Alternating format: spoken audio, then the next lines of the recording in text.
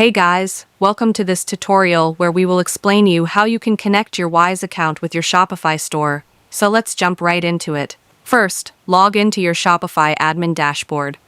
On the left side menu, go to Settings, then click Payments. Shopify doesn't have a direct Wise integration, so you'll need to connect it as a payout bank account through your payment provider, such as Shopify Payments, PayPal, or Stripe. If you're using Shopify Payments, click Manage under the Shopify Payments section. In the bank account area, choose to update your payout account. Now, open your Wise account in the app or on wise.com. Go to Balances. Select the currency you want to receive payouts in and click Account Details. Copy your account number, IBAN, SWIFT, or BIC, and bank name. Return to Shopify, paste these details exactly into the payout bank form, then save your settings.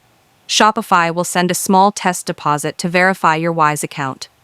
Once confirmed, your Shopify earnings will be sent directly to Wise.